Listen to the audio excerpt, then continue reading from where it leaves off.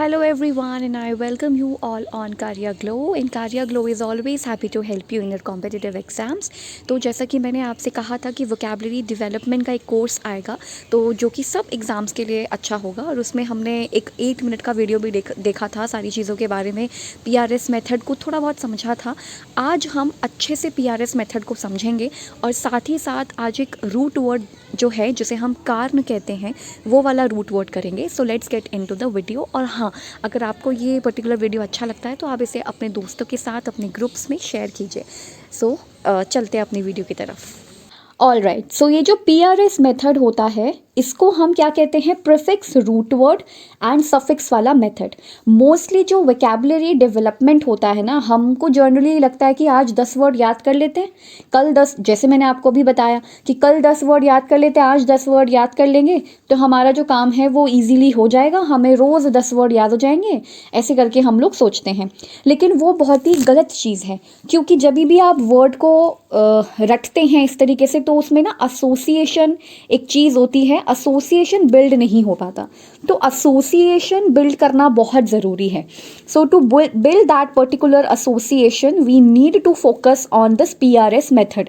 इससे क्या होता है, आपका एसोसिएशन भी बिल्टअप होगा और आपको रूट वर्ड की मदद से चीज़ें समझ में भी आएंगी। प्रीफिक्स का मतलब होता है जो पहले लगता है, वर्ड के जो भी पहले इस्तेमाल होता है हम उसे प्रीफिक्स कहते हैं। उसके बाद जो सफिक्स होता है वो वर्ड के लास्ट में लगता है, जिसको हम हिंदी में प्रत्यय भी कहते हैं। आप लोगों ने कभी सुना भी होगा ये चीज़ें। प्रीफिक्स का मतलब होता है उपसर्ग जो पहले लगता है, एंड प्रीफिक्स मतलब प्रत्यय जो बाद में लगता है। एंड रूट वर्ड होता है जिसे हम कहते हैं मूल शब्द। ये मूल शब्द होता है और इस शब्द से कई सारे और शब्द जो है निकलते हैं और हम काफ़ी सारे वर्ड्स बना लेते हैं। जैसे कि मैं आपको ना छोटा सा एग्जाम्पल दूंगी, उससे आपको काफ़ी चीज़ें समझ में आ जाएंगी। तो एग्जाम्पल नंबर 1 है मेरे पास IST।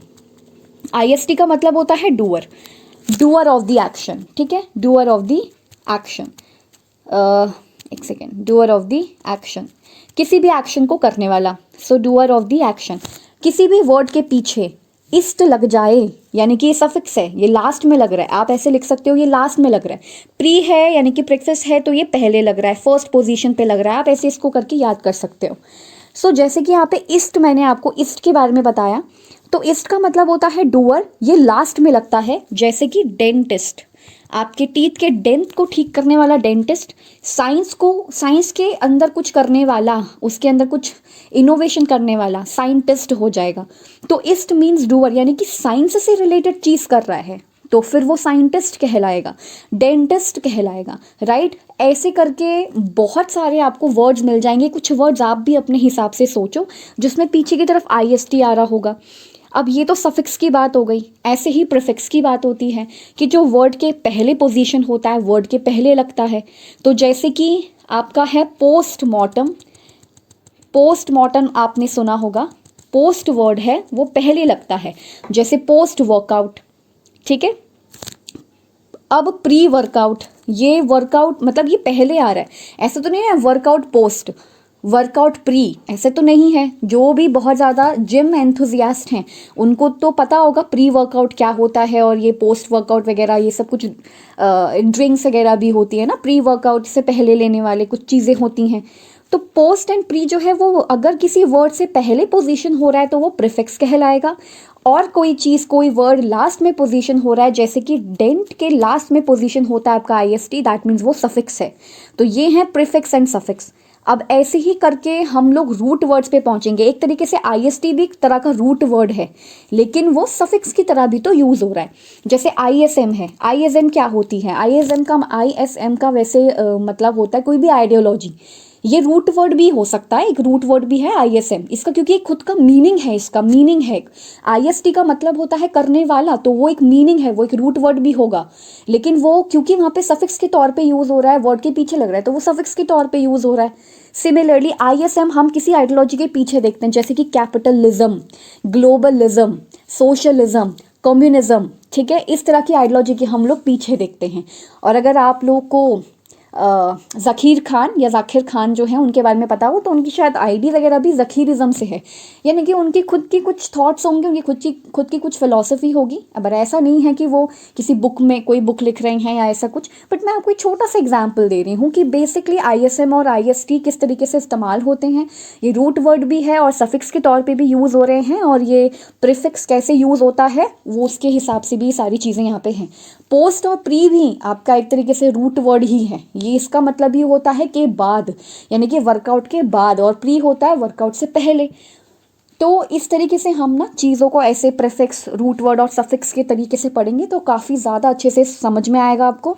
और इस मेथड से, इस पर्टिकुलर मेथड से आपका 70% वोकैबुलरी बिल्टअप हो जाएगा और आपको पता भी नहीं चलेगा। पता इसलिए नहीं चलेगा क्योंकि वो बहुत आसान होगा। वो बिल्कुल ऐसा नहीं होगा कि दिन के जो है आपको 10 वर्ड्स याद रखने हैं और अगले दिन अगर आपने रिवाइज नहीं किया तो आप भूल जाओगे। लेकिन अगर आप इसके ज़रिए याद रखोगे तो आपको पक्का याद रहेगा। और हो सकता है कि अभी आपके मन में ऐसा हो रहा हो कि ISM का मतलब अगर किसी विचारधारा से रिलेटेड है, उसके पीछे लग रहा है जैसे ग्लोबलिज्म, तो आप और हो सकता है आप और ऐसे शब्द सोच के देखो, हाँ यार ये तो बात सही है ना। हो सकता है कि आप ऐसा कुछ सोच के देखो। तो मैं चाहती हूँ कि आप सोचें, राइट। IST, साइंटिस्ट, डेंटिस्ट के अलावा और वर्ड सोचें जिसके पीछे इस्ट लग रहा हो, तो आपके लिए काम बहुत ज़्यादा आसान हो जाएगा। जैसे इकोनॉमिस्ट, इकोनॉमिस्ट हम कहते हैं ना, जो इकोनॉमिस्ट से डील करता हो वो इकोनॉमिस्ट हो जाएगा।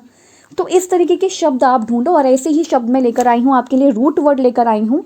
और इस रूट वर्ड का बेसिक नाम है कार्न, CARN।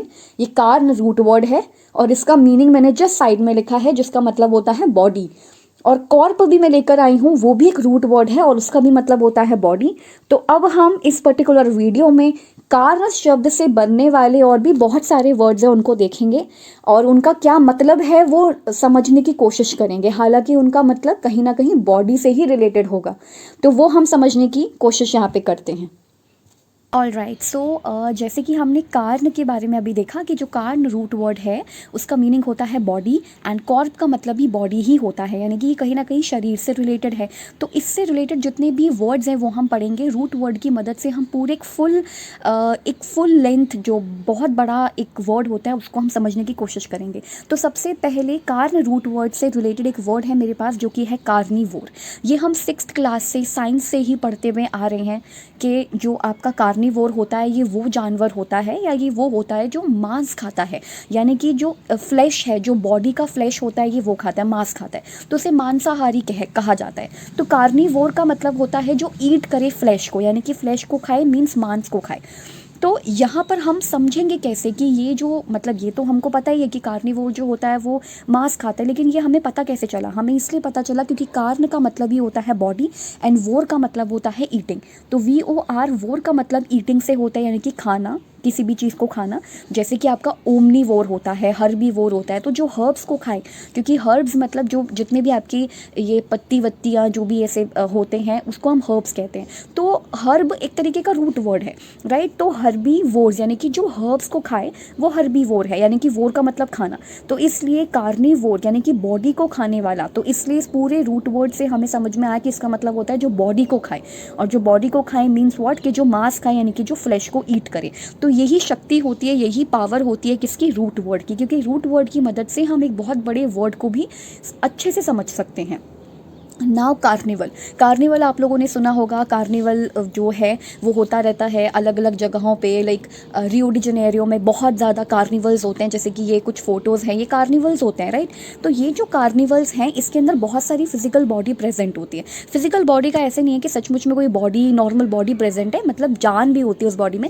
फिजिकल बॉडी का मतलब होता है कि हम जैसे लोगों का प्रेजेंट होना। तो प्रेजेंस ऑफ फिजिकल बॉडी का मतलब है लोगों का प्रेजेंट होना। तो कार्निवल का मतलब है जहाँ पे बहुत सारे लोग प्रेजेंट हो और वो वहाँ पर जाके मतलब जो भी फेयर वहाँ पे लगता है, जो भी फेयर होता है, यानी कि जो अपना मतलब लोग जो हैं वो कुछ खाते पीते हैं और मतलब फेस्ट टाइप जैसा होता है वैसा ही वहाँ पर होता है। तो ये है कार्निवल। और इसके अलावा होता है कार्नल। कार्नल का मतलब ऑब्वियसली हमें कार्न रूट वर्ड पता है, इसका मतलब होता है बॉडी। तो कार्नल का मतलब होता है कार्नल प्लेजर से, यानी कि बॉडी का प्लेजर, यानी कि सेंशुअल प्लेजर, शरीर का जो भोग विलास है, फिजिकल जिसे हम कहते हैं, फिजिकल प्लेजर जिसे हम कहते हैं, तो उसको हम कार्नल प्लेजर कहेंगे। नाउ कार्नालिटी, कार्नालिटी का मतलब क्या है? फिजिकलिटी, ठीक है। कार्नालिटी एक तरीके से, कार्नलिटी का मतलब है बॉडी के बारे में बात हो रही है, तो बॉडी के बारे में कभी कभी हम बोलते हैं ना कि वो जो इंसान है वो दिखने में बहुत अच्छा है, तो फिजिकलिटी की बात हो रही है यहाँ पे। कार्नलिटी मीन्स फिजिकलिटी। उसके बाद लेकिन इसके ऑपोजिट में, जब आप किसी इंसान का बॉडी या उनका फिजिक या फिर उनका जो भी फिज़िक्स जो भी उनकी है, मतलब फिज़िक्स नहीं सॉरी फिज़िक उनकी जो भी है वो ना देखते हुए यदि आप उनकी स्पिरिचुअलिटी, उनके माइंड, उनका बिहेवियर ये सब देखते हैं तो उसे हम स्पिरिचुअलिटी कहते हैं। सो बेसिकली फिजिकलिटी का ऑपोजिट स्पिरिचुअलिटी होता है, क्योंकि वो मन से यानी कि माइंड से रिलेटेड होता है, राइट। मतलब उसमें बॉडी का कोई रोल नहीं है, बॉडी का कोई रोल नहीं है, उसमें आपके माइंड का रोल है सब कुछ। जैसे मेडिटेट करने में और इन सब में स्पिरिचुअलिटी का यूज़ किया जाता है, तो माइंड का वहाँ पे वर्क ज़्यादा है। तो कार्नालिटी का सिंपल मीनिंग क्या हो गया? कार्नालिटी यानी कि हम बॉडी के बारे में बात कर रहे हैं, तो कार्नालिटी मीन्स फिजिकलिटी, और इसी का ही ऑपोजिट होता है आपका स्पिरिचुअलिटी। एंड स्पिरिचुअलिटी का मतलब है स्पिरिचुअल, यानी कि जब आप बात करो माइंड की या फिर आत्मा से रिलेटेड अगर आप बात करो तो उसको स्पिरिचुअलिटी कहते हैं। नाउ कार्नेज, जो ये कार्नेज है या कार्नेज है, इसका बेसिक मतलब होता है वॉयलेंट किलिंग्स या फिर कोई भी एक्सीडेंटल किलिंग्स, या फिर जैसे ट्रेन और एक्सीडेंट, मतलब ट्रेन और एयर का एक्सीडेंट हो जाता है तो उसके लिए हम वर्ड यूज़ करते हैं कार्नेज।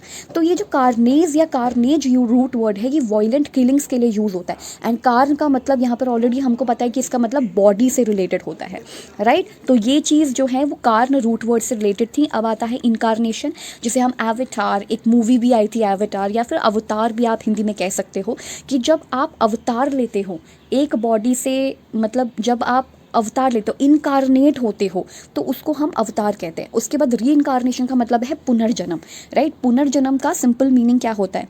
पुनर्जन्म का मतलब होता है कि जब आप एक, मतलब ये जैसे कि अवतार और इसमें रीबर्थ में क्या डिफरेंस है? इनकारनेशन का मतलब है कि जब एक बॉडी में सोल आ जाती है, अवतार ले रही है, यानी कि कोई आत्मा है वो अब दूसरी बॉडी में आ रही है, वो अवतार ले रही है, ठीक है। अब री इनकारनेशन का मतलब है जब यही प्रोसेस बार बार होता रहे तो इसे री इनकारनेशन कहते हैं, यानी कि बार बार अवतार लेना, यानी कि बार बार रीबर्थ होना, बार बार पुनर्जन्म होना। सो बेसिकली बॉडी में, किसी की बॉडी में वो मतलब एक पर्टिकुलरली कारण ही तो है, मतलब बॉडी के अंदर ही तो आ रही है ना। तो जब जो जान है, यानी कि जो आपका क्या बोलते हैं, इसके जो वो है, मतलब लाइफ जो है, जब वो बॉडी के अंदर आती है तो उसको हम अवतार लेना या फिर उसको हम इनकारनेशन कहते हैं। और अगर बॉडी से, उस बॉडी के ख़त्म होने के बाद फिर दोबारा से जब वो आत्मा या फिर जो सोल है या फिर जो लाइफ है, जो वो ट्रैवल करती है दूसरी बॉडी में जाती है, तो उसको हम क्या बोलते हैं? री इनकारनेशन। अब इसके लिए एक बहुत अच्छा ये वाला जो फोटो है ये काफ़ी अच्छा है, कि एक बूढ़ा आदमी जो है वो जा रहा है और एक बच्चा जो है आ रहा है। तो ये किससे रिलेटेड है? ये आपका री इनकारनेशन से रिलेटेड है, क्योंकि इसकी सोल उस बच्चे के रूप में बाहर आ रही है, राइट। तो ये आपका री इनकारनेशन हो गया। एंड इनकारनेशन का मतलब होता है अवतार लेना। तो इस तरीके से इस फोटो में ये सब चीज़ें शो की हैं। नाउ डिस्कारनेट का मतलब क्या है? जब इनकारनेट का मतलब होता है अवतार लेना, तो डिस्कारनेट का मतलब क्या होगा? ऑफ अ पर्सन और being not having a physical body, यानी कि अवतार लेना यानी कि बॉडी में सोल का आना।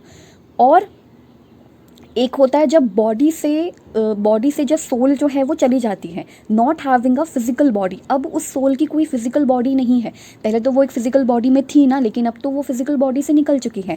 तो not having a physical body, किसी चीज़ की फिजिकल बॉडी ना होने को हम डिस्कारनेट कहते हैं। तो ये बहुत ही ज़्यादा अच्छे रूट वर्ड्स के मदद से बहुत सारे अच्छे वर्ड्स को हमने समझा, सीखा, जिसमें से क्या क्या था हमारे पास। जैसे कार्न रूट वर्ड ही हमने अभी तक किया, अभी हम कॉर्प तक नहीं पहुँचे हैं। तो अभी कार्न रूट वर्ड किया है, जिसका मतलब बॉडी से रिलेटेड होता है, यानी कि कार्निवोर, जो मांस खाता हो, ठीक है। क्योंकि यहाँ पे कार्न का मतलब होता है बॉडी एंड वोर का मतलब क्या होता है? खाना, यानी कि ईट करना। तो eat flesh is known as carnivore. उसके बाद कार्निवल, यानी कि जब बहुत सारी फिजिकल बॉडी, यानी कि बहुत सारे लोगों का प्रेजेंस हो, तो उसको हम कार्निवल कहते हैं। फिर कार्नल प्लेजर, मतलब जब सेंशुअल प्लेजर लेते हैं तो उसे कार्नल कहते हैं। कार्नालिटी आपकी फिजिकलिटी, उसका ऑपोजिट स्पिरिचुअलिटी। देन कार्नेस का मतलब होता है बहुत ज़्यादा वॉयलेंट किलिंग्स होना, यानी कि मार कुटाई जिसे हम कहते हैं वो होना, या एक्सीडेंटल किलिंग्स होना, या फिर प्लेन क्रैश हो गया या फिर ट्रेन टकरा गई दो, तो ऐसा इसको हम कार्नेस कहते हैं। उसके बाद इनकार्नेशन यानी कि अवतार लेना, और अगर ये प्रोसेस बार बार होता रहे, सोल एक बॉडी को छोड़ के दूसरी बॉडी में बार बार ऐसे ही जाती रहे, उसे रीबर्थ कहते हैं, यानी कि री इनकारनेशन कहते हैं। तो ये तो था कार्न वर्ड रूट वर्ड के बारे में। अब है अब हम कॉर्प रूट वर्ड की बात करेंगे। तो जो कॉर्प रूट वर्ड होता है, कॉर्प का मतलब क्या है, इसका मतलब भी बॉडी से ही था। अभी जस्ट हमने देखा कॉर्प का मतलब भी बॉडी से रिलेटेड होता है।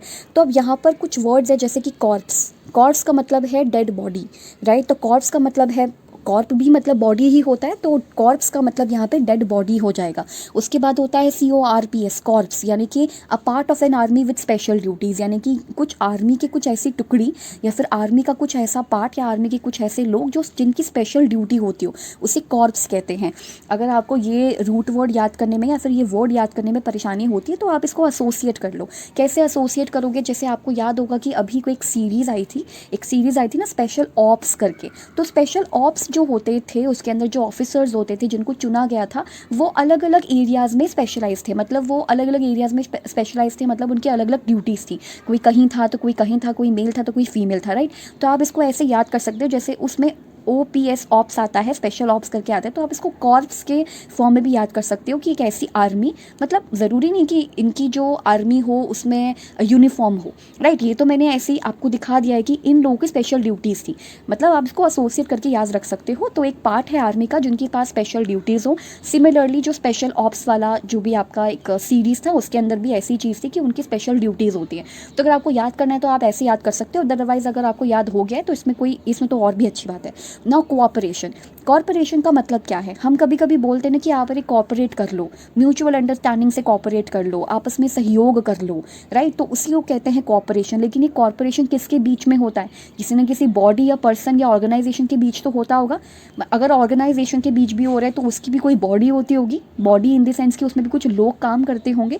तो ज़रूरी नहीं कि बॉडी एक इंसान की बॉडी के हिसाब से यहाँ पे इस्तेमाल हुआ है। यहाँ पे बॉडी का मतलब है, जैसे हम कहते हैं ना कि जैसे मतलब यहाँ पे बहुत सारी बॉडी प्रेजेंट है, मतलब एक बॉडी होती है, एक स्ट्रक्चर होता है, एक ऑर्गेनाइजेशन होती है। तो ऑर्गेनाइजेशन के उसमें भी हम लोग, मतलब ऑर्गेनाइजेशन के लिए भी हम लोग बॉडी वर्ड का इस्तेमाल कर सकते हैं।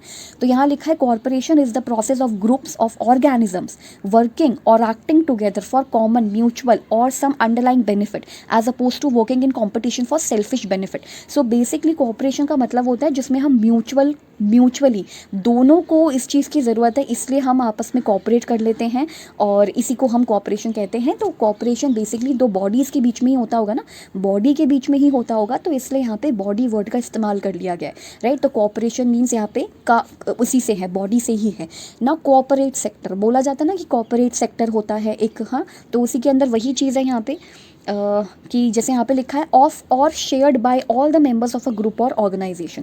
तो ऑर्गेनाइजेशन की बात हो रही है यहाँ पे, बॉडी ऑफ ऑर्गेनाइजेशन या इस सब की बात हो रही है कि बहुत सारे मेंबर जहाँ किसी एक ग्रुप में या फिर एक ऑर्गेनाइजेशन में काम कर रहे हों, काफ़ी सारे मेंबर्स या काफ़ी सारे लोग अगर किसी ग्रुप या ऑर्गेनाइजेशन में काम कर रहे हो तो उसे कॉपरेट कहते हैं, कॉपरेट या कॉर्पोरेट सेक्टर भी कहा जाता है। तो ये वही है, ये भी बॉडी से ही रिलेटेड है, क्योंकि मोर और लेस आप खुद देखो कि इसमें इंसान ही तो हैं, तो बॉडीज़ तो है ही ना। तो ऑर्गेनिजम्स हो, चाहे ग्रुप हो, ऑर्गेनाइजेशन हो, कैसे चलती है, लोगों की वजह से। तो ये कहीं ना कहीं बॉडी से रिलेटेड है ना। कॉर्पोरल पनिशमेंट जिसे हम कहते हैं शारीरिक दंड हिंदी में, तो अब आपको समझ में आ गया होगा, यानी कि शरीर पर दिया जाने वाला दंड, उसको हम शारीरिक दंड कहते हैं। इसको हम कॉर्पोरल पनिशमेंट के लिए भी यूज़ करते हैं।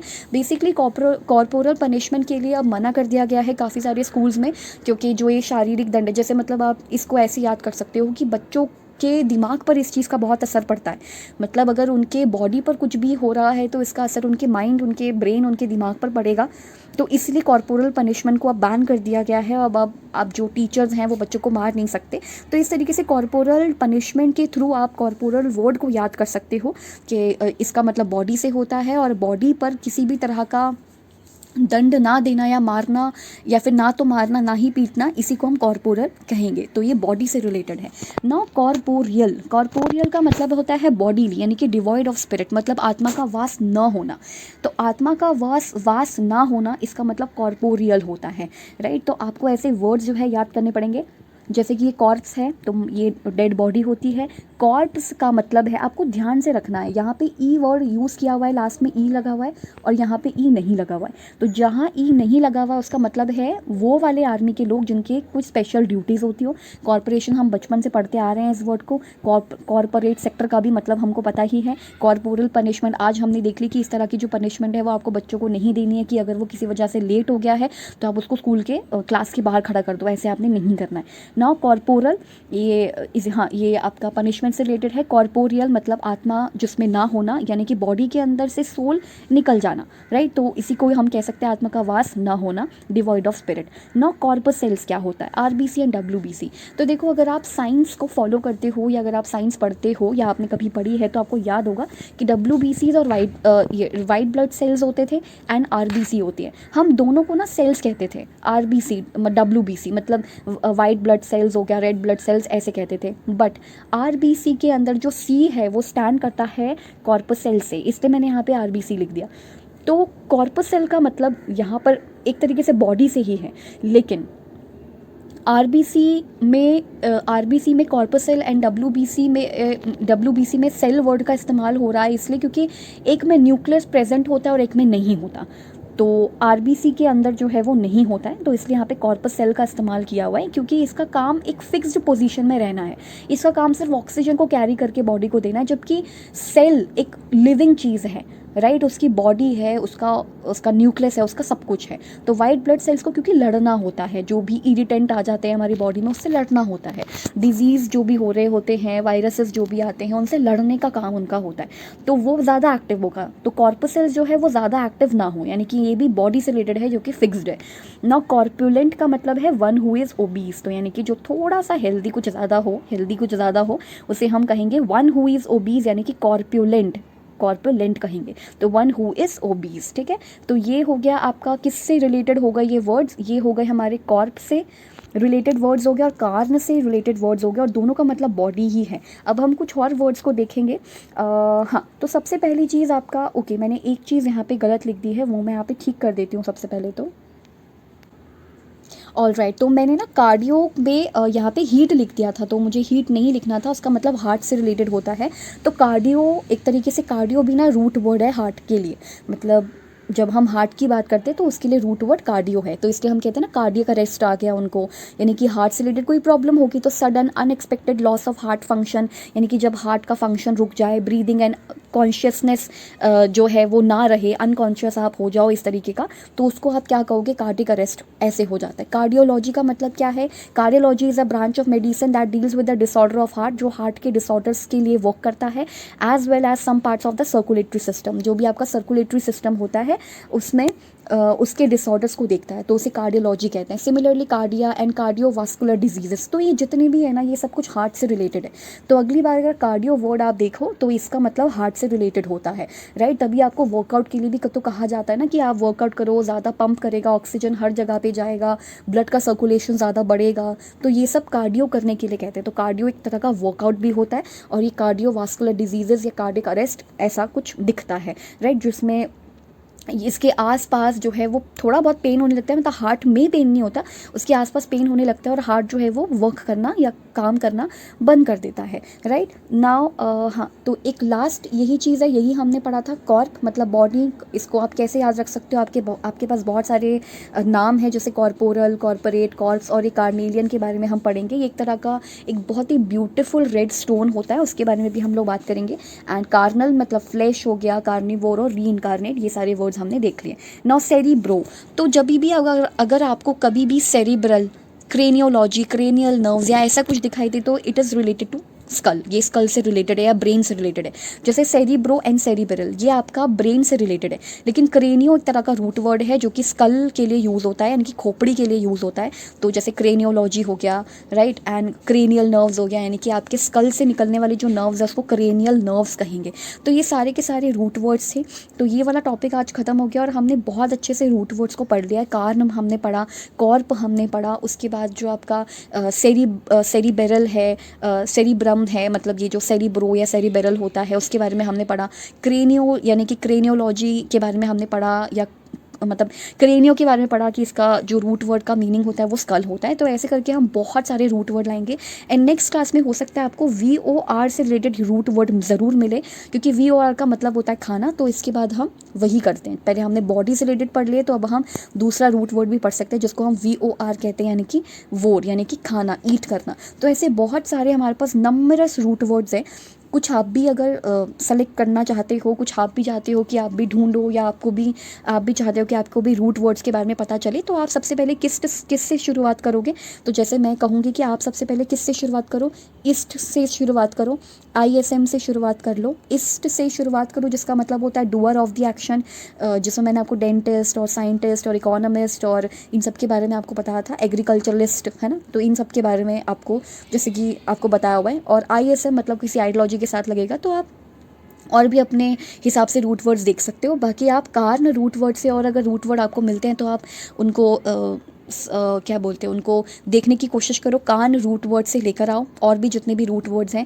कॉर्प वर्ड जो कि एक रूट वर्ड है, उससे मिलने वाले वर्ड्स हैं, अगर उससे मिलके कोई वर्ड बनता है तो उसको आप ढूंढो, कोशिश करो कि आपको भी पता चले उनके बारे में। और एंड एक सेरिब्रल हो गया आपके लिए, और एक क्रेनियो हो गया। तो ऐसे करके बहुत सारे रूट वर्ड्स हैं जो कि हम नेक्स्ट क्लास में डिस्कस करेंगे। सो लर्नर्स, अगर आपको ये लेसन अच्छा लगा हो तो आप इस चैनल को लाइक कर सकते हैं, इस वीडियो को लाइक कर सकते हैं, और आप चैनल को सब्सक्राइब कर लीजिए सो दैट आपको ऐसी ही इन्फॉर्मेटिव वीडियोस हमेशा मिलती रहें। So keep learning and keep discerning and keep watching my videos. Thank you so much.